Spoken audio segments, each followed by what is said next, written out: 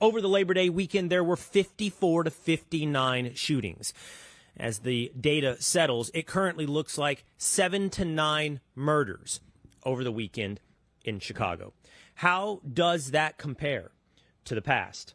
Well, sadly, it's somewhat par for the course. In Chicago, over the last 10 years, you have seen shootings range from in the 40s to the 60s.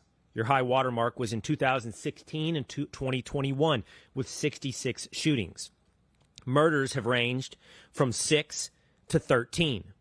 Your high watermark, your worst year in Chicago, 2016, 13 murders.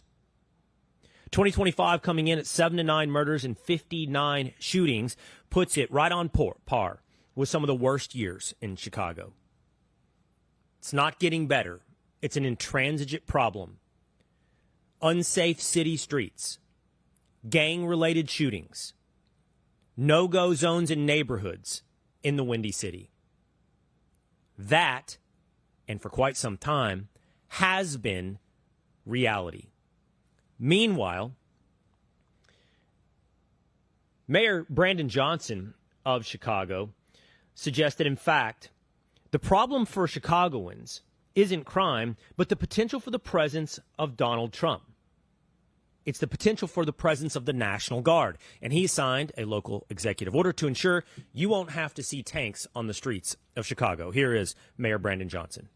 No federal troops in the city of Chicago. No militarized force in the city of Chicago. No militarized force in the city of Chicago. Because what would be the point in seeing the National Guard? What would be the point in seeing Bearcats in the South Side?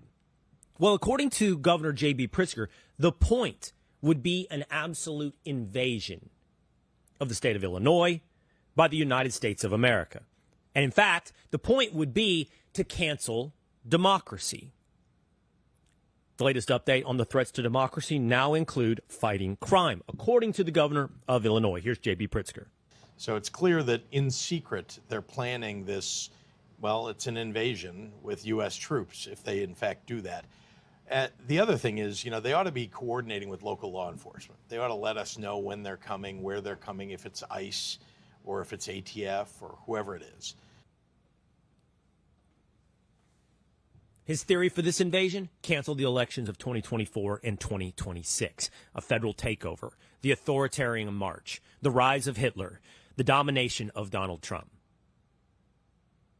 This dystopian fantasy seems like it's been written straight out of The Handmaid's Tale, perhaps The Hunger Games. The mindset of the modern Democrat is written in a young adult's novel. The vision that they are painting, the pitch that they are selling, is that you're on the doorstep of Nazi Germany, that you're about to have your children sacrificed to the Hunger Games.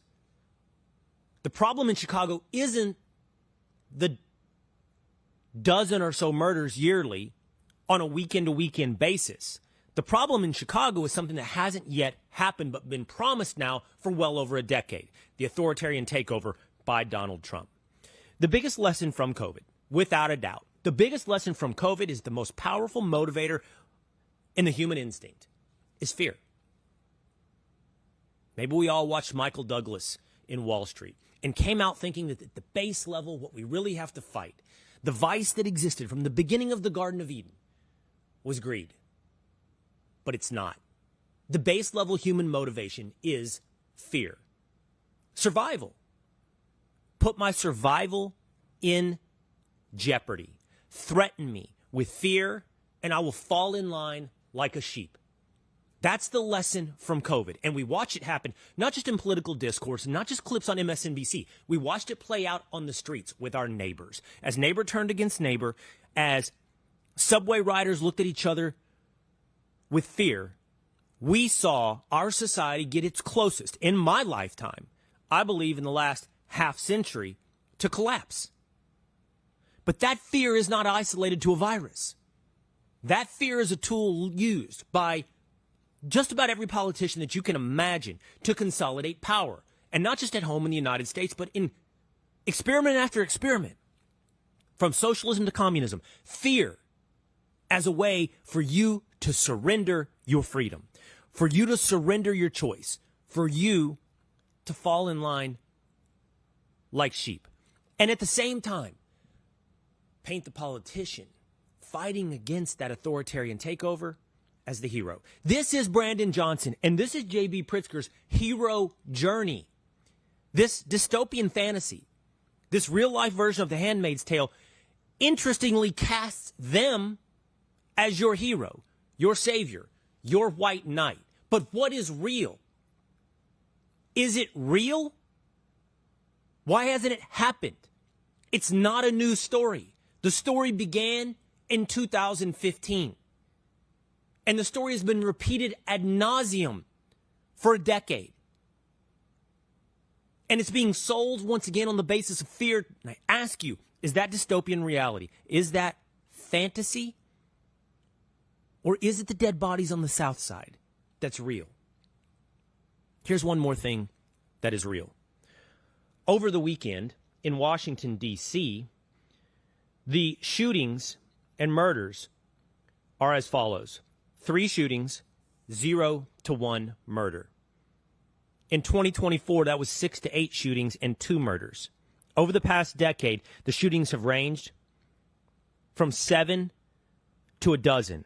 The murders have ranged from 1 to 4. But in 2025, we see those numbers cut down by 2/3. 2/3 fewer bodies in the streets of Washington, D.C. That's real. Once again, a decade plus of 10 to 12 murders and 50 to 60 shootings in the streets of Chicago. What do you have to fear? Reality or a dystopian fantasy?